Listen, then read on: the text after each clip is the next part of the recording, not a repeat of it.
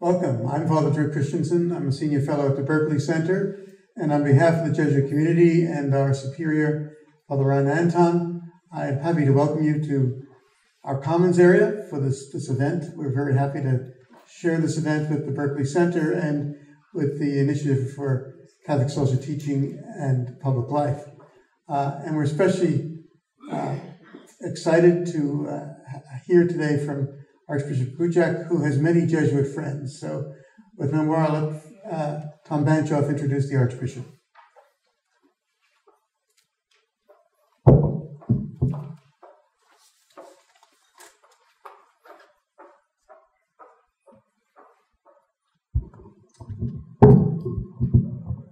I got it. Okay. Well, good afternoon, everyone, and welcome. Thank you, Drew, for the welcome on behalf of the Jesuit community. It's great to have you all with us here. As Drew mentioned, my name is Tom Banchoff. I serve as Vice President for Global Engagement here at Georgetown. And on behalf of our entire university community, it's really a pleasure to welcome you to this afternoon's lecture by Archbishop Borys Gudziak of the Ukrainian Greek Catholic Church on the topic Catholic Social Thought and Democratic Civil Society in Ukraine. As Drew mentioned, this event is sponsored by the Berkley Center for Religion, Peace, and World Affairs and by our Initiative on Catholic Social Thought and Public Life. And as many of you know, it also serves as the culmination of a week-long visit of a delegation from UKU, which stands for, as most of you know, the Ukrainian Catholic University. And Archbishop Gudziak is the founder, longtime rector, and now president of UKU, an innovative educational institution in Ukraine and a leader in that country's vibrant civil society. Now, I think you'll all agree with me that today's topic, the relevance of Catholic social thought to civil society in Ukraine, is extremely timely. The positive development of Ukraine's political, economic, and social institutions is critical, of course, for the country, but also for the region, and indeed for the entire world. As the headlines remind us, Ukraine is a strategic country for the United States, bound to us by deep ties of friendship that extend deep into our very own Georgetown community, as I think we can see and feel today. In this context, I particularly want to thank my colleague and friend, Professor Jose Casanova, Senior Fellow in our Berkley Center, for his tireless efforts in organizing the UKU visit, today's conference at the Berkley Center on Ukrainian Orthodoxy, which many of you attended, and this second visit of Archbishop Gudziak to Georgetown. Many of you will recall that President DeGioia welcomed the Archbishop to Georgetown 3 years ago for an excellent lecture. Archbishop Gudziak was born in Syracuse, New York, the son of Ukrainian-American immigrants from Western Ukraine. After a bachelor's degree from Syracuse, he began graduate study in Rome and received a PhD in Slavic and Byzantine cultural history at Harvard University. He moved to Lviv in 1992, where he founded the Institute of Church History and was ordained in 1998. From 1993 to 2002, he was engaged in the renewal of the Lviv Theological Academy, a key foundation for the creation of UKU in 2002. Pope Benedict XVI appointed Father Gudziak Apostolic Exarch for the Ukrainian faithful of the Byzantine Rite in France, Benelux, and Switzerland, and he was installed as bishop in a divine liturgy at Notre Dame in Paris in 2012. His enthronement as Metropolitan Archbishop of Philadelphia took place in June 2019 in the presence of some 50 bishops. And just this past August, Pope Francis appointed him to the Congregation for Oriental Churches. Archbishop Gudziak, welcome back to Georgetown. We're delighted you can join us this afternoon and look forward to your reflections on this critically important topic. Ladies and gentlemen, please join me in welcoming the Archbishop.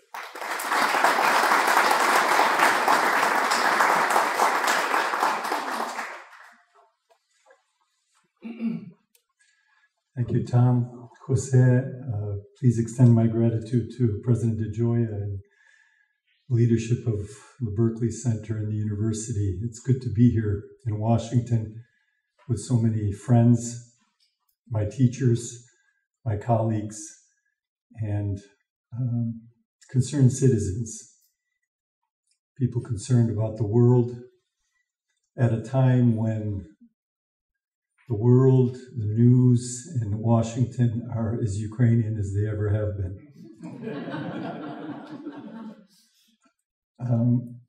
It's not easy to pitch a talk on Catholic social doctrine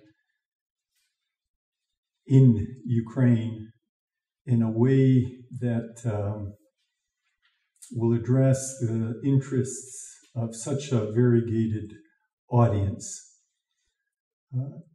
There are people here who can teach me a lot about social doctrine.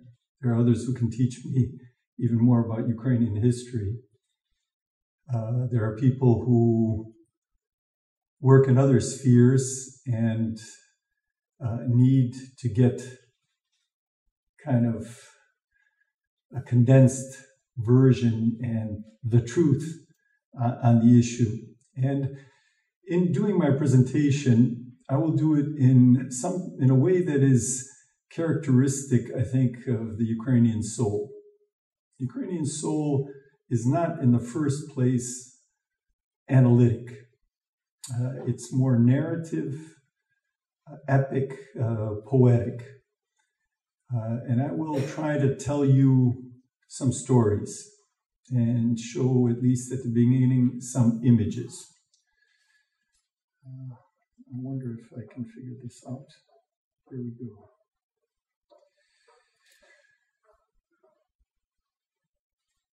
The Ukrainian Greek Catholic Church, which draws its legacy back to the Kievan times and has a crucial moment in its formative history with the Union of Brest at the end of the 16th century, at a time when there was a big communications revolution in Europe, and when the bishops of Ukraine and Belarus decided in majority to reestablish communion with Rome.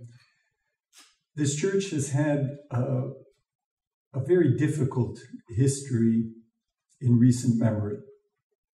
In the 20th century, it was, for 45 years, the biggest illegal church in the world, and the biggest body, biggest self-identified body, in some way cohesive body of a social opposition to Soviet totalitarianism. Did we jump here? This is a picture of bishops in 1989. It's an emblematic picture in which they are freely walking in Red Square before their churches become free. From 1939 to 1989, when it was enduring war and in illegal status, the church was reduced from 3,000 priests to 300 priests, and from about 4 million active members to about 30,000 maybe people who had a connection with the underground network. So less than 1% was left by the mid-80s. Today it is a church that again has 3,000 priests. It also is a church that in 1900 had 3 bishops and 3 dioceses in Western Ukraine. Today it has 35 eparchies and exarchates with 50 bishops. These are some of the factoids that kind of will frame our discussion today. We will speak about the Ukrainian Greek Catholic Church, but everything about it is not Ukrainian. Everything about it is not Eastern Catholic. Its social position and its social interaction, a reflection of Catholic social doctrine, is reflected in some of these images that I want to show you at the beginning. Standing next to me are 3 joyful, smiling, famous Ukrainian former dissidents, true champions from human rights and human dignity. Between them, they share more than 35 years in the Soviet gulags, a Greek Catholic, an Orthodox Christian, and a Muslim, united in their opposition to tyranny.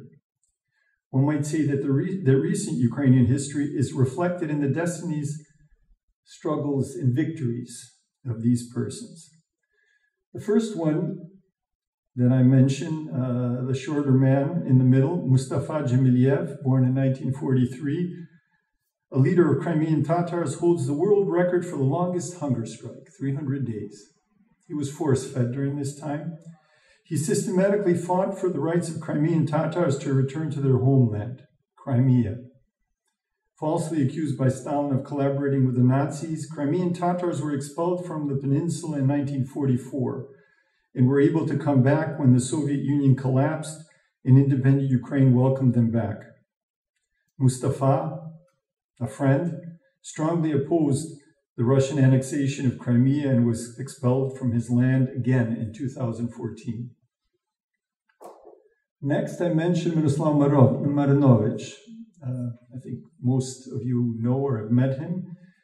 Born in 1949, the youngest founding member of the Ukrainian Helsinki Group, vice rector of UKU, a Greek Catholic intellectual and author, president of the Institute of Religion and Society, and chief author of many of the documents of the Ukrainian Greek Catholic Church on issues of social justice.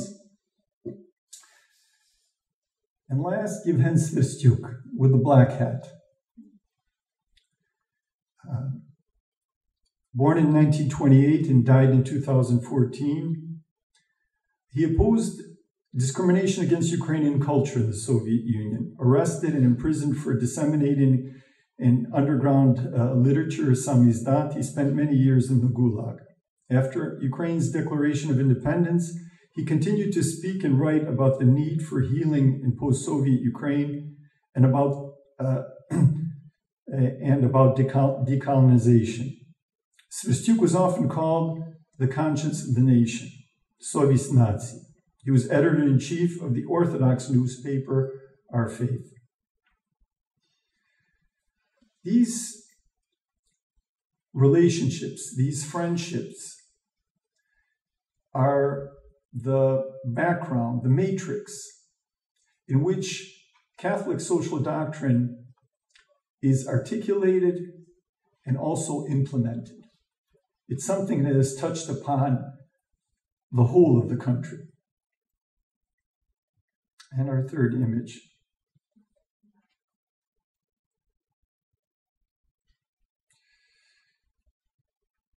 I'm sorry for the explicitness, but this is something that the family at the time commended to really bring home what happened.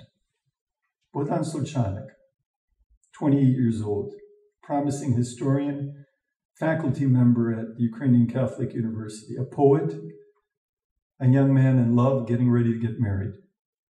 He sought to understand the past of his country while fully engaging in its present struggle for dignity in order to build a better future. Bogdan's life ended on February 20th, 2014. Along with some 80 other unarmed idealist, European-minded Ukrainians, Bogdan was brutally shot and killed by government snipers in the central square of the capital of Ukraine in broad daylight as the world watched the live feed in horror. Bogdan is numbered among the heavenly 100 who gave up their lives against Russian-sponsored government tyranny. These three pictures are emblematic of Ukraine's pilgrimage from fear to dignity, from Russian imperialism and Soviet totalitarianism to national or religious freedom and justice. Pictures of contemporaries need to be viewed in the historical context of the 20th century. Ukrainians here present know this well. Readers of Timothy Snyder as well. Ukraine is part of what he called the bloodlands. Between 12 and 15 million people, innocent Ukrainians, lost their lives in war, the Red Terror, the Holodomor, the artificial famine, the Holocaust, Stalin's Gulag. Between 1932 and 1947, the population of Ukraine experienced a numbing list of human catastrophes. Besides the one mentioned, there was the Volyn massacre of Poles, the deportation of Crimean Tatars, ethnic cleansing of Ukrainians through the Operation Wisla, and other atrocities before, during, and after World War II. No part of the human globe in this period between 1932 and 1947 was more dangerous than Ukraine. If you lived in Ukraine, you were most likely to be killed in comparison to any other part of the world.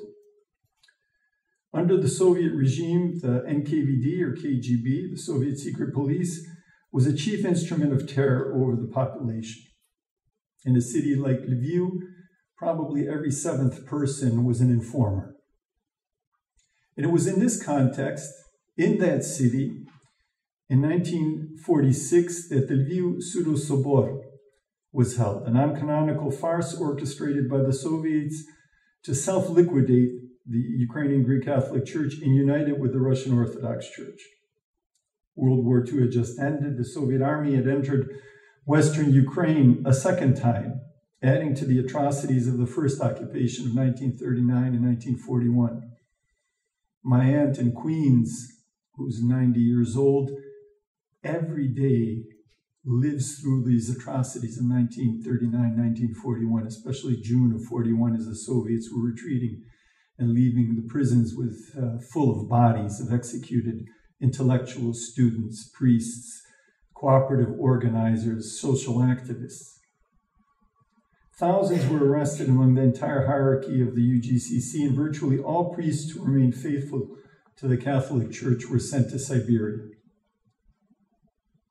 To heal such historical trauma is extremely difficult.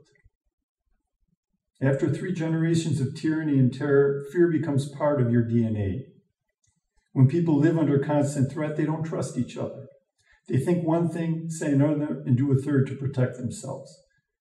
In such circumstances of fear, lying and deceit are a natural reflex, morally justified, necessary for self-preservation. But that does not make for a healthy society. The Soviet Union propagated the cult of Pavlik Morozov, who betrayed his father to the party and secret services. Soviet children were taught to follow his example. But at home, parents would teach their children, be careful. You do one thing, you say another, and you think a third. You can't trust anyone. The system destroyed systematically, so you have to protect yourself from the system. Wear a mask, put up a facade, build a wall. How can you build social life, business, politics, economic intercourse, even family life, if there is no basis of personal trust? Let me mention one more thing that is difficult to talk about in all circumstances. In 1924, the Soviet Union legalized abortion and made it a policy of the state. Ukraine, along with the other former Soviet countries, have the highest abortion rates in the world. In Soviet times, it was typical for a woman to have 7 to 9 abortions. Some had 20, some had 25. Today, the abortion rate in Ukraine is 27.5 abortions for 1,000 women. In the Russian Federation, it's 37.4. In Belarus, 31. Kazakhstan, 35. Latvia, 27. In Georgia, 19. Those numbers don't mean anything unless you compare them. In Sweden, it's 19, half of what it is in Russia. In Finland, it's 8.5, less than 1/4, 20% of, basically 23% of the Russian level. In Italy, it's 6.2. In Poland, it's 0.1%. Human dignity is undermined or threatened by the Soviet legacy in other circumstances: orphanages, nursing homes, institutions for the mentally ill and mentally and physically handicapped. The lack of dignity is even more noticeable than the insufficiency of funds. Let us turn to the most recent events. They've been shaped by 3 revolutions. First, in 1990, the revolution on the Granite, when students protested in Kiev with a hunger strike and forced the Prime Minister of the Ukrainian Soviet Socialist Republic, Masol, to resign. 2004, the Orange Revolution. In 2013-14, the Revolution of Dignity. 3 other critical events for understanding Ukraine's society include the legalization of the Ukrainian Greek Catholic Church, the return of the Crimean Tatars to their lands in 88-89, and the visit of St. Pope John Paul II in 2001. These events have colored the Church's ministry and provided the context in which she developed her social doctrine over the last 30 years. Today, some argue that the UGCC is the most consolidated and influential NGO in Ukraine. And it's hardly possible to imagine the reformist events in Ukraine without the Ukrainian Greek Catholic Church and Catholic social doctrine. Modern Catholic social doctrine originates from the encyclical of Leo XIII, Rerum Novarum, in 1891. I'm kind of simplifying. In this document on rights and duties of capital and labor, Pope Leo XIII tried to provide a Catholic response to the social issues that arose as a result of industrialization, and to oppose the ideologies of communism and socialism with Catholic social teaching. This document found an echo 13 years later when Metropolitan Andrei Sheptytsky published the powerful pastoral letter on the social question, adapting papal teaching to the specific situation in Galicia, a remote backward province of the Austro-Hungarian Empire. He was young. He was 39 years old in the 4th year of his 44-year-long tenure as head of the church. Sheptytsky was a champion of stateless Ukrainians at the dawn of the most tragic pages of their history: the 2 world wars, the struggle for independence, repressive Polish rule, Soviet and Nazi occupations. Many of his pastoral letters and appeals had a social character. In 1931, entitled "To Help the Unemployed and the Poor," echoes of Quadragesimo Anno. 1933, Ukraine is dying in convulsions, a letter written as a response to the genocidal famine in eastern Ukraine. In 1934, a second exhortation to the clergy, let's help the unemployed. In 1942, a pastoral letter, thou shalt not kill, to protest Nazi atrocities. He frequently called to charity and almsgiving in his letters and exhortations.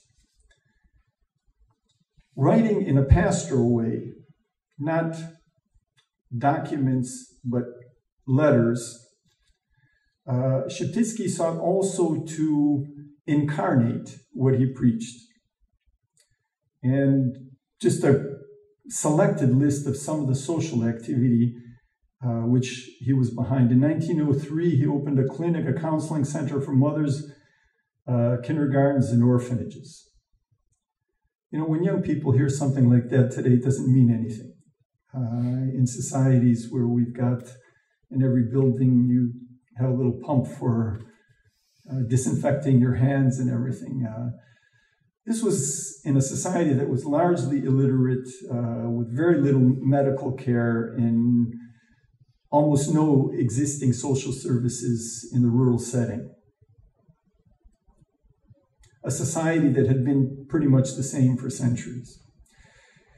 In 1904, in a pastoral message, he directs a priest to organize cooperative organizations. Thus, already before the First World War, nearly 1,500 different co-ops were operating in Western Ukraine. In 1905, he founded the National Museum in Lviv. In 1907, he was instrumental in the establishment of a regional dairy union called Maslo Soyuz. In 1909, he headed the committee of the Land Mortgage Bank and helped build the Dniester Mutual Insurance Company. In 1911, he supported the establishment of a Ukrainian scouting organization called Plast. There's quite a few members of this organization sitting next to you. Under the patronage of the Metropolitan, the Ukrainian Craft and Industry Association was established to teach commerce to young people.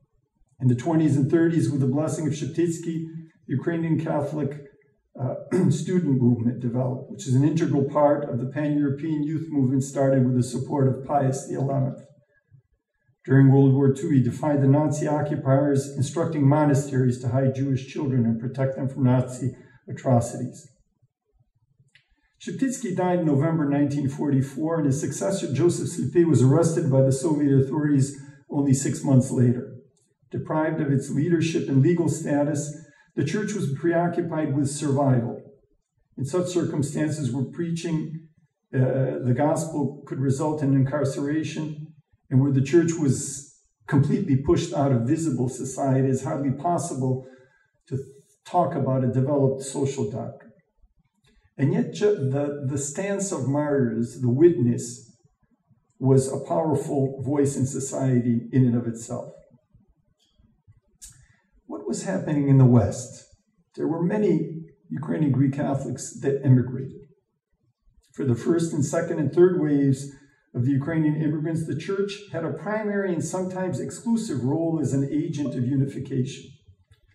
Wherever the people would go, the clergy would accompany them.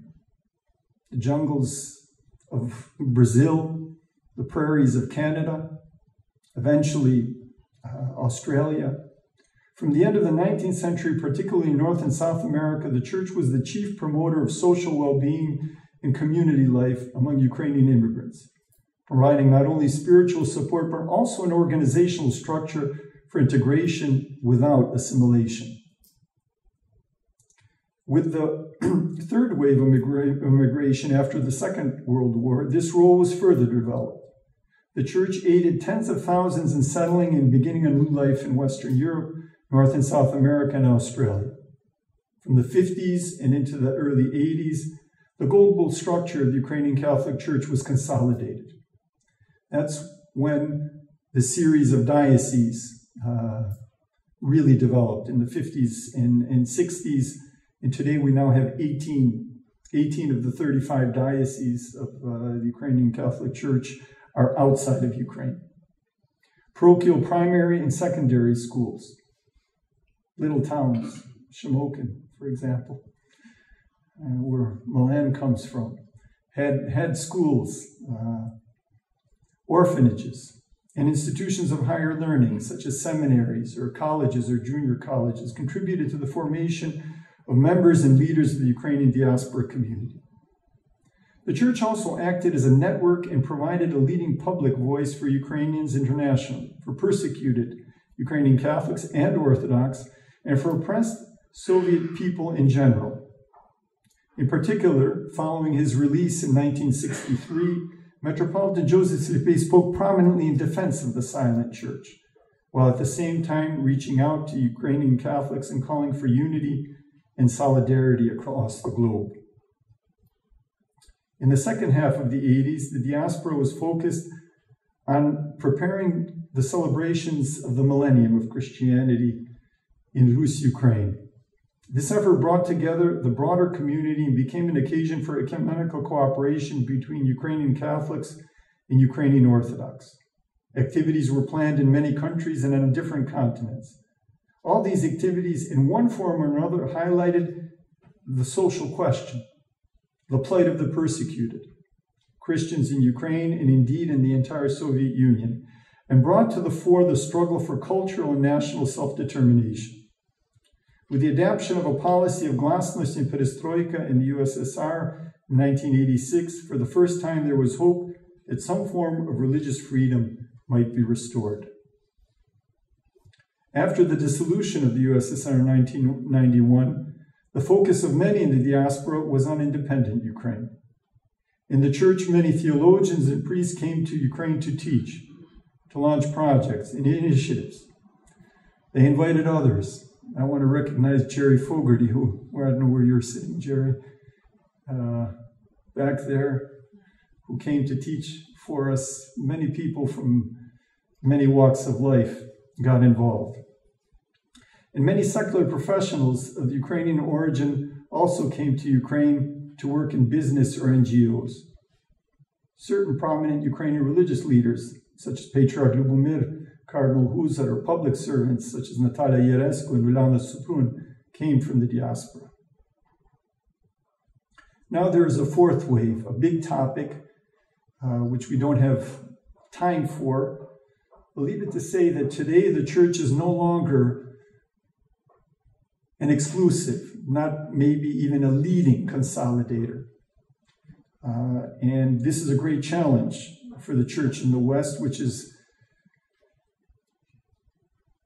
impacted not only by assimilation, but also by demographic movement from rural to urban areas, and by increasingly aggressive secularism that undermines religious life in general, but particularly in the urban areas. And even though over the last 3 decades, a fourth wave of immigration from Ukraine has brought new members into the church, these have not been able to replace those who have gone over to other denominations for various complicated reasons or completely lost their faith. Today, this is something that I'm just beginning to study and learn as a new archbishop in the United States. I'm all ears for suggestions and help. In Ukraine, after independence or after the legalization of the church, the 30th anniversary will be in 5 weeks on December 1st. From the very beginning, the leadership of the church began to issue documents generally in the style of Sheptytsky, in short pastoral letters, touching upon a broad range of social issues. Just in the 20 years between 1989 to 2008, there were 273 documents issued by the Greek Catholic Church, not including joint appeals with Roman Catholics, Orthodox, or the All-Ukrainian Council of Churches and Religious Organizations. Miroslav Marinovich and his team of young women theologians at the Institute of Religion and Society published a compendium of these documents in a thick volume. And they cover a variety of topics: politics, economics, environment, social life. They're ad hoc, but practical. Elections, authority and power in society, citizens and citizenship, the state, law, love, peace, independence, education, the human person and human rights, freedom, family, community, society, just wages. In the political sector, reflected also in the documentation issued as official positions, the UGCC remains socially engaged, but is not directly involved in politics and elections. She supports principles, but not candidates. This approach stands in contrast to the relationship between the church and state in the East European tradition. It's not easy. Already 25 years ago, I was involved in drafting prohibitions from the head of the church to priests to engage in any kind of political endorsements on church property. There are violations, but this has been the position of the church, and this consolidated position is becoming a norm to be reached, I think, by all religious communities in the country. At the same time, the UGCC consciously advocated for the freedom to speak prophetically on matters of social justice, no matter who was in charge. In the Revolution of Dignity in 2013-2014, the church clearly and decisively stood with the people and provided them spiritual and moral support throughout the conflict with government forces. I can't say how many documents there have been in the last decade.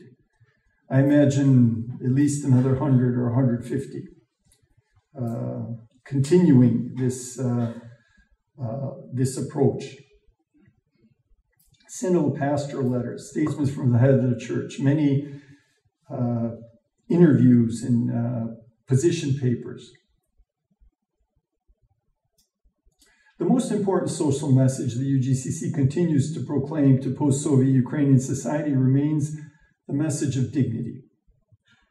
I should note that the very term revolution of dignity was coined in church circles and only later adopted by political leaders.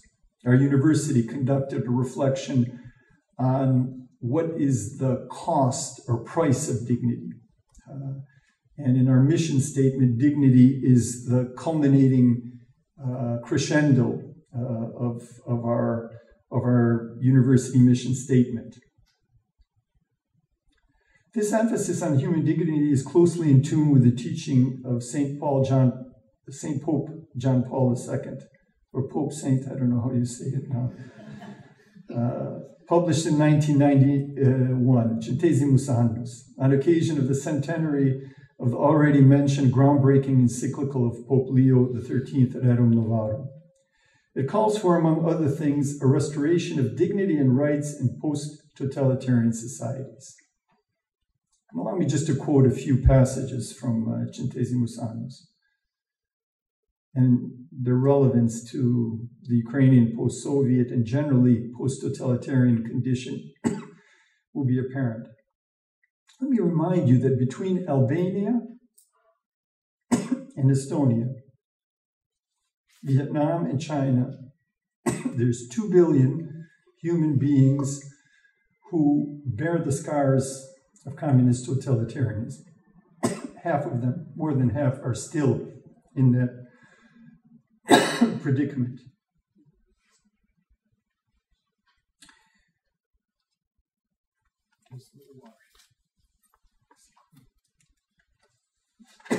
Sorry.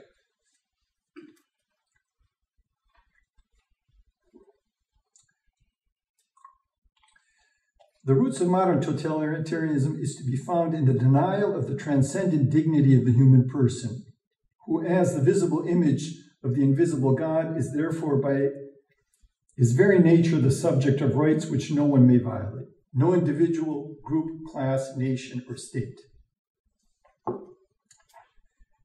That's paragraph 44. And in paragraph 22, an important, even decisive contribution was made by the Church's commitment to defend and promote human rights. In situations strongly influenced by ideology in which polarization obscured the awareness of a human dignity common to all, the Church affirmed clearly and forcefully that every individual, whatever his or her personal convictions, bears the image of God and therefore deserves respect. Often, the vast majority of people identified themselves with this kind of affirmation, and this led to a search for forms of protest and for political solutions more respectful of the dignity of the person. Today, Ukrainian society and politics swing like a pendulum between movements to assert Ukraine's national culture and social dignity, independence and unity, and counter movements that could be best described as the Empire Strikes Back, with the ultranationalist, neo-imperialist kleptocracy that is Putin's Russian Federation providing the cash and pulling the strings. But throughout all of this time, in a way that reflects the stance taken by spiritual mothers and fathers in the 40s and 50s, the Ukrainian Greek Catholic Church has sought, to the best of its ability, to present Catholic social doctrine in a lived way. Time will tell to what extent this witness will prevail, to what extent the Church will remain true to this witness. But we all have great hope. Thank you for your attention.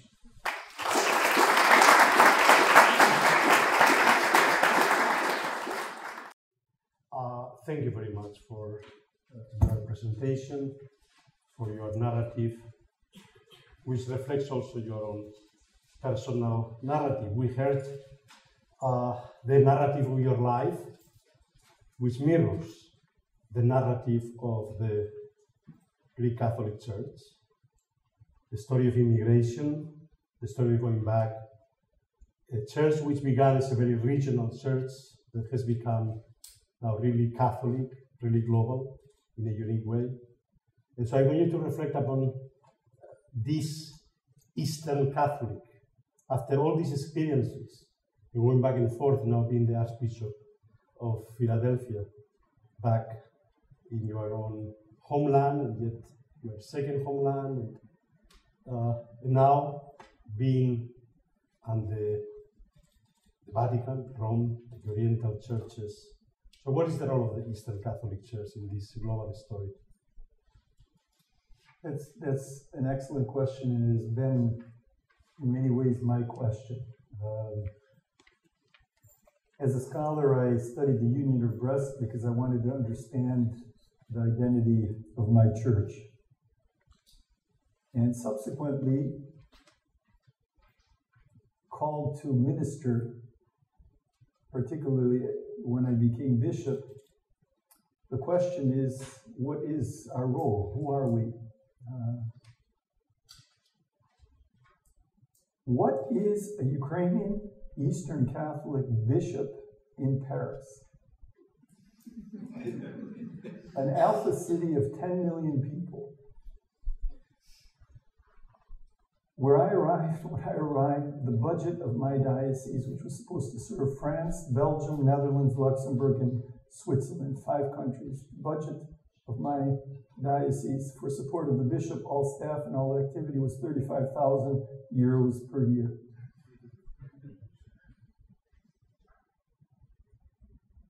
And this really pushed me to pose this question.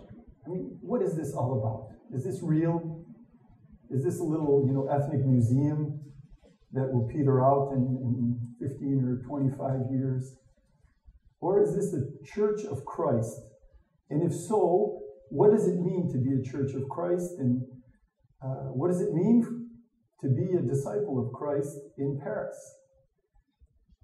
In the 21st century, in an alpha city, a city that considers itself the cultural capital of Europe. And you know what was very, there's a number of moments in my past, and maybe I'll get to them, but there was one moment at that time where I kind of received an impulse for the answer. 3 weeks or so after my consecration, ordination to the episcopacy, there was a big celebration. The renovations of St. Sophia in Rome had occurred, and they were blessed. And on the next day, when some of the patriarchs were gone, there was a big service at St. Peter's. In the back, where that big yellow window is with the Holy Spirit, it's called the Chapel of the Seat of St. Peter. And there were about 4,000 Ukrainian pilgrims there. and about 150 young priests, and about 20 bishops. I had studied in Rome 20 years before, and I just looked at this and I said, this is incredible. This is incredible, given what we were thinking and experiencing 20 years earlier. And I thought about the possible changes, what can happen. What chance did Peter, the apostle, fisherman, who maybe became an apostle around 30, I don't know what the biblical scholars will say, what his age could have been, a man without a schooling, sans papier, as we say in Paris. My faithful in Paris had about 65%, maybe 70% in church were undocumented immigrants. Peter was an undocumented immigrant. He wasn't a citizen of the Roman Empire. He didn't know Latin. He didn't have even $35,000 in his budget. What chance did Peter have to leave a trace on Roman society, on the city of Rome? And I figured, well, I have a better start than Peter does in Paris. So what I think, Jose, is in answering, directly your question,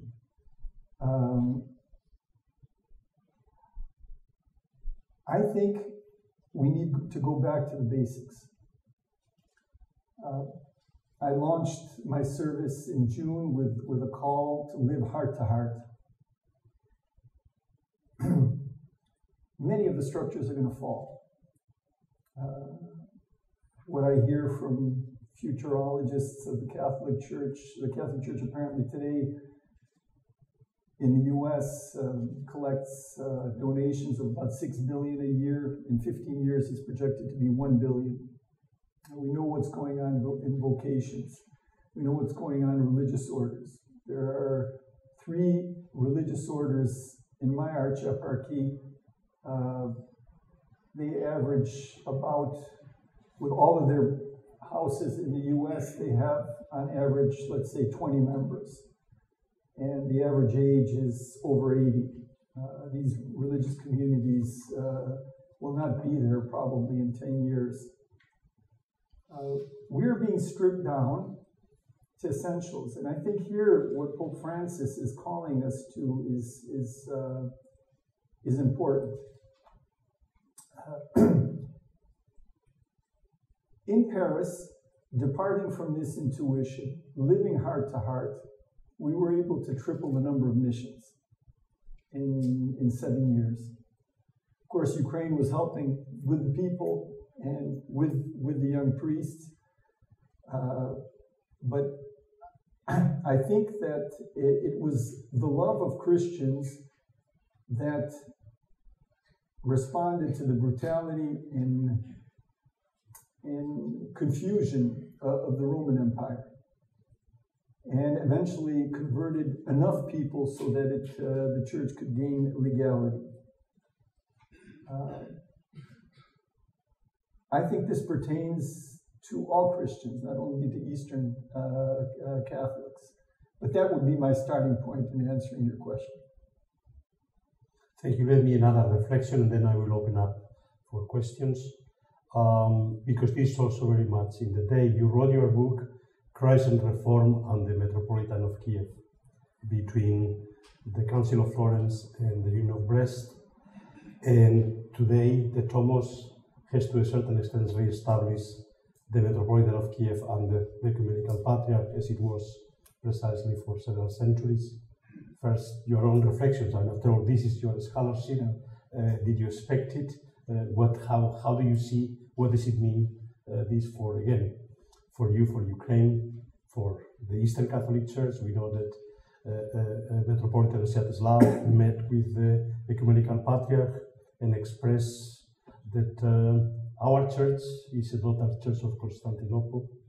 So what is going on here? Well, I was a proximate observer, not agent of these processes. I was there with His Beatitude in the spring of 2013 when he first met and first expressed this. And some of it he said actually in Greek because he has a basic knowledge of contemporary Greek. That seemed like, you know, a very idealistic and abstract statement for some at that point, as did the prospects of a tomos.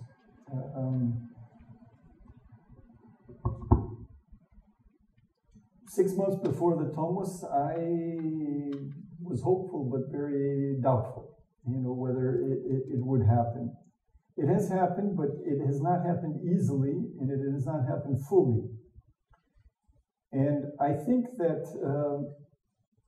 today, churches have some of their traditional roles in European society. But there's also a great detraditionalization of culture and desacralization of political life. And I think the sooner we can switch our paradigm and realize that we don't have to serve as surrogates of the state as we often did for stateless nations, the sooner we will be able to fulfill our mission more fruitfully in the future. And I'm very encouraged by Metropolitan Epiphanius' composure. He is a young man. He was never in the front lines. All of a sudden, he is vaulted to this leading position. Immediately after the festivities, his patron who selected him turns against him. That spiritually, psychologically, humanly, that's devastating. And I'm surprised pleasantly, and thank God for the composure he's been able to maintain. The pressure from the Russian side has been relentless. I think the coaxing, the threatening, the bribes, the military and monetary effort going on in the Middle East, in the Balkans, in North Africa, to make sure that Orthodox churches don't recognize this tomos and the autocephaly of the Orthodox Church of Ukraine, they're incredible. And yet the Church of Greece did recognize, and I think others will follow. Autocephalies historically never happened easily. They were always called uncanonical. They are always contested. But with time, they became realities. And I think this will be the case. I hope this will be the case with the Orthodox Church of Ukraine. Actually, we were privileged to have Metropolitan Epiphany yesterday visiting Georgetown and having a conversation with him for 2 hours, a group of us, and again, precisely this is what I think is a sign of hope, that his composure, and this is something which was also very clearly expressed in our conference today. Also the fact that actually Greek archbishops bishops that were perhaps were reluctant to basically recognize the tomos, did it, and all of them expressed their outrage of the pressure that they felt, each of them. So they publicly expressed their outrage because of the pressure from Moscow not to recognize it. And they did it precisely because of it. So this is, anyhow, please. Can I just comment on this? It's less than 24 hours ago, as a guest of Francis, and I was speaking in Toronto last night on a different topic, but with a very similar question. It was on the presentation of Volume 5 of the Ukrainian translation of Mikhailo Hrushevsky's monumental 11-volume history of Rus Ukraine. And I spoke about the Kurds. And I spoke about how it is possible to speak about the Kurds. You know how many Kurds there are in the world? How many do you think? 40. There's about 40 million. Yesterday somebody said 500,000. That was the first voice. We just don't know. We don't know a lot of things. It's normal. And where do they live, the Kurds? Mostly 4 different countries. 4 different countries, and then they have a diaspora. Do things sound a little familiar? You know, that's what Ukraine was like, divided between different empires 100 years ago. It lacked a narrative. It lacked a history. It lacked a story. It's in situations like these then that some, you know, you can say, well, you know, they weren't with us on Normandy. Or, you know, they've been fighting for centuries. Well, everybody's been fighting for centuries. Could that change our principles? And this is why conferences like this and meetings like this are very important, because people learn. Those who teach learn, and then teach others. And when we meet and exchange, many, many good things can happen. That's why I'm very grateful for this invitation and for the contact of Georgetown University with Ukrainian Catholic University. And I hope we can share things. One thing that I would like to share, and I shared this twice already with the Holy Father. I spoke a couple of times about it with Cardinal Parolin. And this is maybe sowing seeds, and this isn't original observation or tuition, but I think it's a matter for tears that the Catholic Church and Catholic universities today, at least, you know, off from the hierarchy and clergy, but in general, are not in symphony. The Catholic Church, Catholic hierarchs, Catholic clergy, Catholic laity, and Catholic universities are often fearful of each other. There's reasons for it. But the Catholic Church is the most structured, enduring global institution in the world. And it gave birth to the university in medieval times. It is the mother of the university. And I think it's time to reduce the fear and to find commonality. And I'm asking the Holy Father to speak about this. Maybe we can, you know, develop the conversation, because I think it's very important for the identities of the church. It's very important for me as a bishop.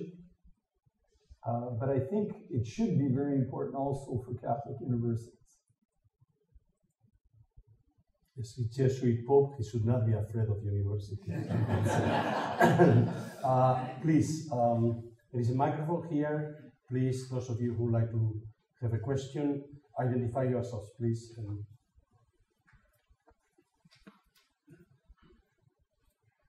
Frank Sisson from the University of Alberta. At our conference today, we discussed the relative value put on institutions. And in Ukraine, volunteer organizations and the church rated very high on public trust. I haven't seen statistics for North America of late, but I would assume it's going to be relatively quite lower in North America.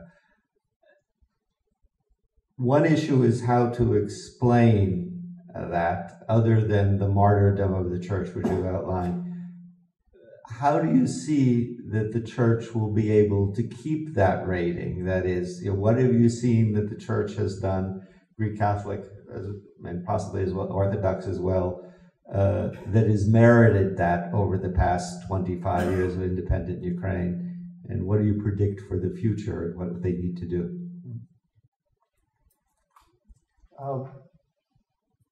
I think it's important to underscore and explain that for most Ukrainians, there isn't a clear distinction between confessions. Ukraine is a polyconfessional society. It has more than 100 registered confessions. It's also a country in which, until a generation and a half ago, almost nobody had any deep association with any confession or church. So people are coming to church, to the faith, to religious tradition as kind of an unknown that is a general, vague reality, which has its positives and negatives. The negative side is that if there's anything negative happening in any church, it affects all churches, because it's the church, or it's, a priest. Nobody looks at it whether, he's Catholic or which Orthodox distinction he comes from. One factor which will impact this is the dynamic quality of the media. In other words, it's changing. The media had great respect for the church until about 5 years ago. You would very rarely see a story critical of the church in any media. There were, for the, let's say, more conservative, that was a taboo, and for the more progressive, there were bigger problems to attack. Now there's that taste that is developed. You can see certain television channels have programs where they're just, kind of looking for situations, and you will always find them. And the more ridiculous and outlandish, the better, because that's what media looks for. I'm shocked by American media. I lived in Europe for 32 years, and it's really shocking to see how all of the media almost is skewed. You just look at one side or the other, it's compulsive, really. It just, I must say, European media has more of a global view. But I think the change in media attitude will have a big difference. Another is the youth. Ukrainian youth, despite the post-Soviet reality, the Soviet past, the socioeconomic differences, in mindset, it is becoming increasingly like Western or global youth. And there might be more in common with somebody of your own age from a place far away than with your parents' generation. And the church is not, in Ukraine, as in most countries, is not finding a particularly effective language to speak with young people.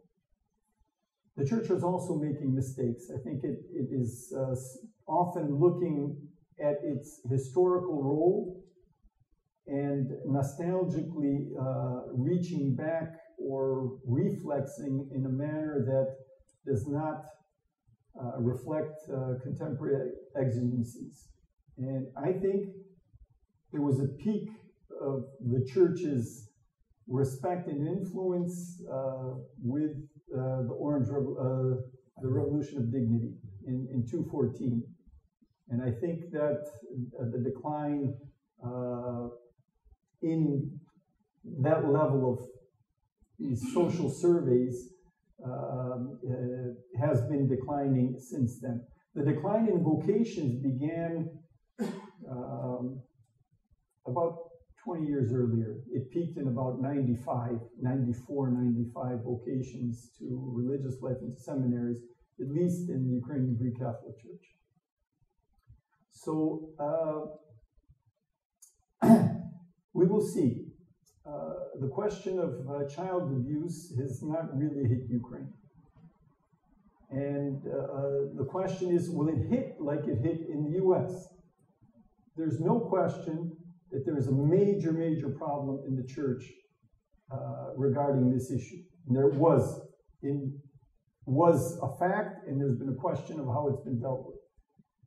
The way it has been presented, and this is controversial what I will say, maybe I'm still naive and not seeing the country well, but I believe that because the Catholic Church has such a clear position on sexual issues and has proclaimed very high standards, it is being held up to those standards, and it is being the focus of attention to these issues, which are incredibly prevalent in families, for example. We've heard of cases in sports and in medicine. What the situation is in Ukraine, some people say the married clergy makes it easier. I don't think it's true. Married people are involved in all kinds of abuse. Just this week, a pastoral letter of the Synod was published on this issue. But it embraces not only the question of child abuse or sexual abuse, it speaks about, at least in an enumerative way, about psychological abuse, about the abuse of spiritual power, about clericalism. I think it's an incredibly bold statement. This is a consensus statement of the Synod of Bishops. And I must say, I wasn't sure that all of the language would get into the document, and it did. And this is the position of the head of the church, to speak clearly, courageously, and boldly about these issues, which are not spoken about publicly by politicians, by educators, by people in social services, in the army, etc. So it is possible that in certain places, the church can be in the lead on issues in which it is far behind in some other place.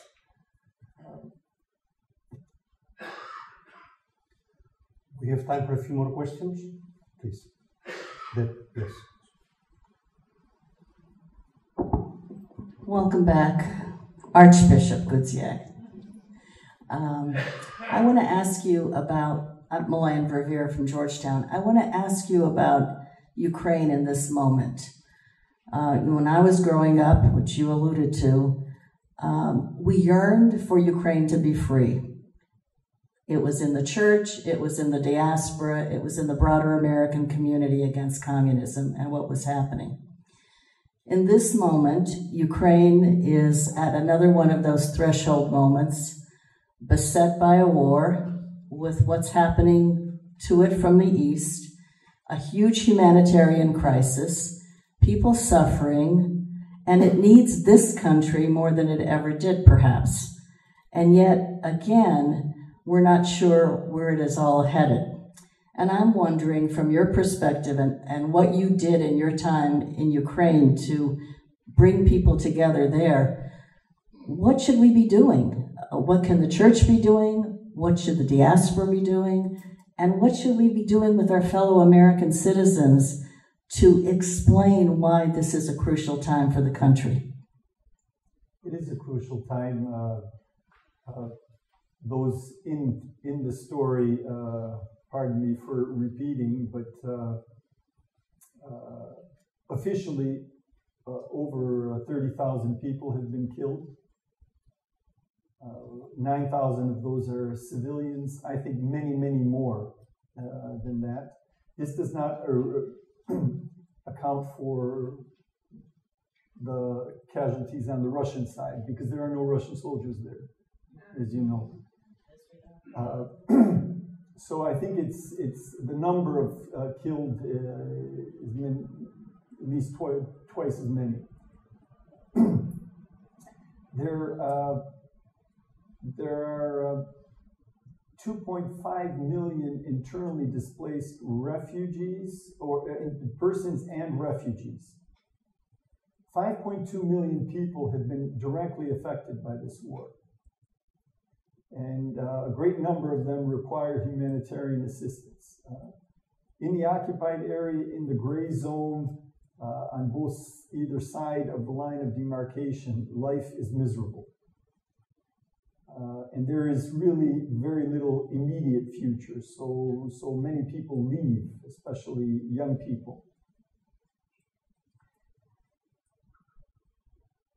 Given the strategies,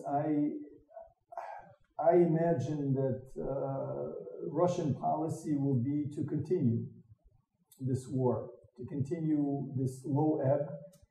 The strategy is to bleed the country and to demoralize its citizens and its allies. It's clearly this policy has some effect. There's fatigue regarding the issue, and were it not for a July presidential conversation, probably nobody in Washington would be giving it, the time of day today. I think it's very important to talk, to educate, to put it in the context, to explain. Ideas matter. Our convictions, our understandings condition our actions. The policy of sanctions was quite effective. If Western Europe would have been maintaining its position, I think the situation in Ukraine, for Ukraine, would be better. At the same time, Ukrainians need to be increasingly responsible. And I strongly believe that if Ukraine is strong within, no power can overcome it. You can occupy, but you can't kill a strong spirit. And I believe that there has been very important transformation in terms of consciousness in Ukraine over 30 years. Just some of the things that people in every nation state take for granted, that there's kind of a language that we have, that there's certain sports teams that are ours, that are different points in our history that we are proud of. This is happening in Ukraine, which was something that the Soviet period tried to obliterate or set up obstacles for. I'm a bit concerned about the millennial and post-millennial generation. Many young people are leaving the country. And the question is, how many will be left with a desire to continue the sacrifice? That is one question. And the other side of the demographic question, long term, is what will happen with the Muslim populations of Central Europe, the population of India, and the population of China. As migration, communication, awareness of vacuous areas increases. I can't imagine, just maybe this is naive to think that you can continue to have on two sides of the Russian-Chinese border 9 times as many people on one side as on the other side. Something's gonna give. And when that gives, so I imagine the demography of Ukraine in 25 years can be very, very different. But today, without the United States, without the support of the American people, American government, Ukraine could fall into the direct orbit and direct control of Russia, which would be a geopolitical catastrophe for Europe and the Western world. And it's very important to speak very clearly to those who make the decisions about the fact that any investment or cost at this stage in prevention is worth it, because later it's going to cost a lot more under every conceivable category. time for a final question, Professor Denisenko, or you can take two together. Well, let's take the two together. Yours and then yours, and then the final response. Vladiko, you started talking in your lecture today about healing, and one of the sub-themes of our conference has been division, not only amongst Ukrainians, but amongst all people who have been involved in some way in the religious situation in Ukraine. People have been affected by it. We talked about the Church of Greece as well. What needs to be done on the ground, and what role does the Church play in the healing of divisions and teaching people how to reconcile? Professor Nicholas Denisenko. Martha Wojciechowski-Chomiak, a second part of your question and bringing the discussion closer to home and maybe to my hometown of Philadelphia. I wonder if you would share with us your progress in adjusting to the situation in the United States and in your new pastoral duties. Thank you. Regarding healing, I think this is a very important issue, and I've actually put it at the forefront of the agenda for our archdiocese for the year. France and the pastoral situation there was one of, we didn't have churches, we didn't have money, we had undocumented immigrants in different countries were just clamoring for a service, and it was very charismatic in many ways and very fresh and new. Here I've come to a situation where there's 63 parishes, each of which has a strong, if not incredible, infrastructure. The cathedral in Philadelphia, I'm told, is the biggest Ukrainian church in the world. And I think it's the most monumental Ukrainian building in America. And yet on Sunday morning at the first liturgy, there's 40 people there, in a church that seats 1,200. And at the second liturgy, there's 140. And there are a lot of divisions. I am surprised at how much passion there is around the language question, Ukrainian and English. What's new? What's that? What's new? Yeah, well, I thought it was over. I heard some of our priests were offended when the patriarch spoke to them in Ukrainian. Although at that same meeting I was speaking mostly in English, and everybody had a translator, everybody that wanted one. So it wasn't a question of getting the message or understanding, it was just the fact of the language. I have a sense that the party divisions in the Ukrainian community have subsided. I'm not saying they're gone, but they're not as they were in 1980 when the Ukrainian Congress was divided in the United States. There's still different approaches to liturgy, but the anger around the different approaches, whether more Eastern, more Western, shorter, longer, but these issues are there. Professor, what I am being made more aware of is the personal and family traumas that people carry.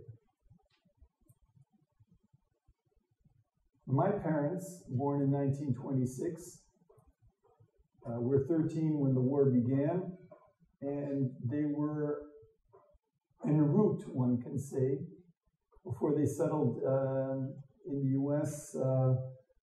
For another 10 or 11 years. So their whole adolescence and early adulthood was an experience of utter dislocation.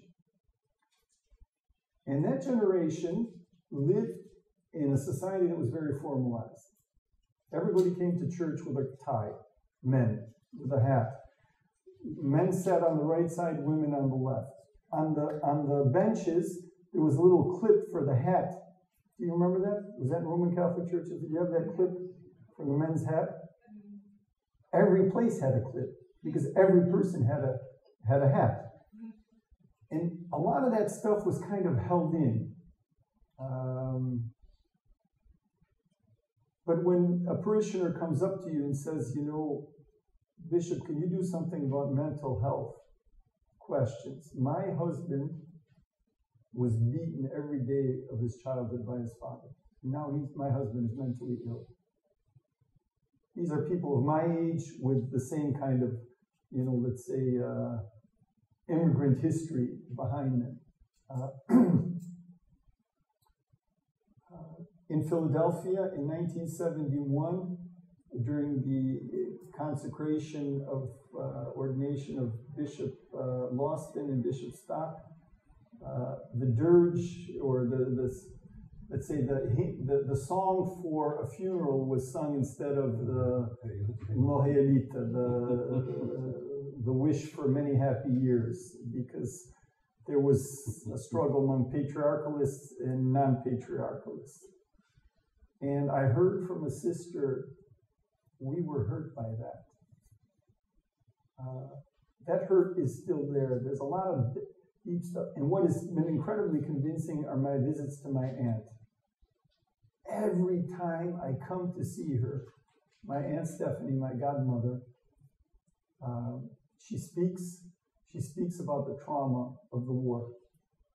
She functioned, she had a job, she was at work every day. It was held together during her, period before retirement. But now, in older age, it's coming out. And it's with her all the time. And so we're beginning healing services. We're trying to name these things. On December 8th, I invite you all for 3 o'clock. We're going to have 7 bishops anointing anybody that wants personal, physical, mental, spiritual healing. I believe the Lord works. I believe in miracles. I believe in life everlasting. And I believe we can touch each other in a way that helps us move out of our clinches, our spasms, and can help us, if only for moments maybe at first, but to relax and feel the graces of God. And this is what I think, what Eastern Catholics need to be doing. That is our, place and vocation. And I think presidents need to hear this. Politicians, powerful people, rich people. That's what Jesus said. And that's the message he brought. And I have no illusions that, it's going to be highly effective. Not too many people listened to Jesus. He ended up in pretty bad shape. But the witness carries on, and it sows a seed. And Peter had no chance against the emperor, the city of Rome, in marble with 2 million people, with charioteers. He had no chance. He was a sectarian from a sect. And I thought of that standing in St. Peter's Basilica, and 3 weeks after my ordination to the episcopate, thinking, you have no chance in Paris. As a Jesuit, a holy Jesuit, Walter Tishik said to I think a younger Jesuit, Joe, just do your lousy best.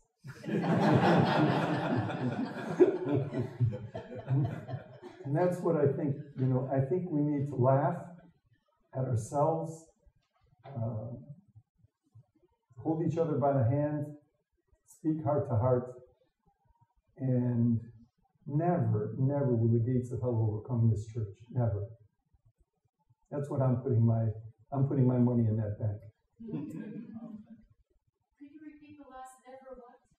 Never will the gates of hell prevail over the church. They're not my words. So let's be confident and hopeful. Lord Vladeko, thank you so much for everything.